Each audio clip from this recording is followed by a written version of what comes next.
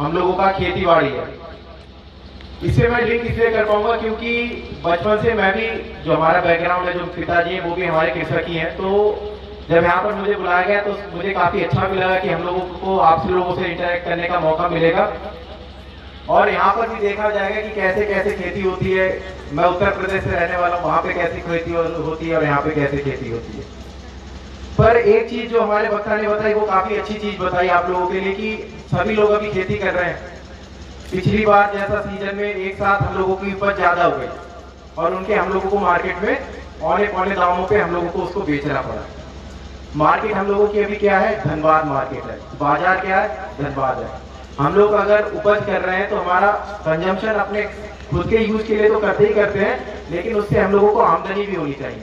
तो अभी हम लोग क्या करते हैं, धनबाद में गए और धनबाद में मार्केट में जाके बेच दिया। ये हम लोग अभी तक फॉलो कर रहे हैं।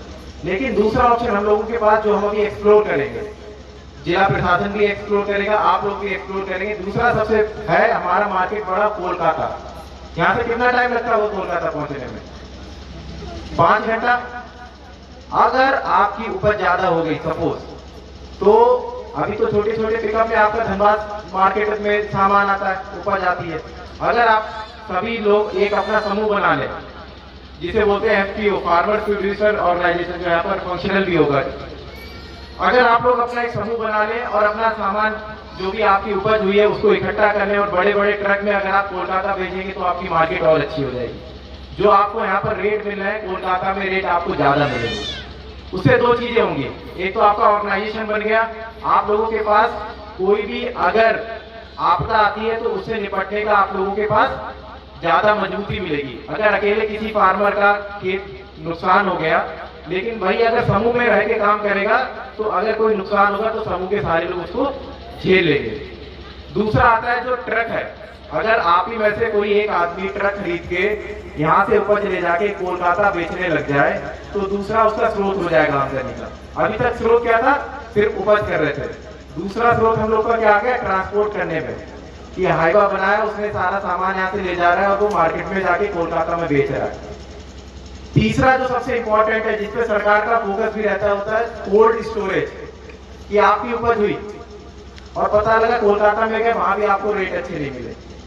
तीसरा आप क्या कर सकते हैं, सरकार की योजनाएं भी इसके लिए चालू होती है, वो कोल्ड स्टोरेज बनाते हैं कि अगर आपकी उपज एक साथ बहुत सारी हो गई है तो आप एक साथ उसको मत बेचिए, आप कोल्ड स्टोरेज में रख दीजिए। रेट अभी बहुत ज्यादा हो गया, कम हो गया जाएगा। जब उपज ज्यादा होगी तो रेट कम हो जाएगा।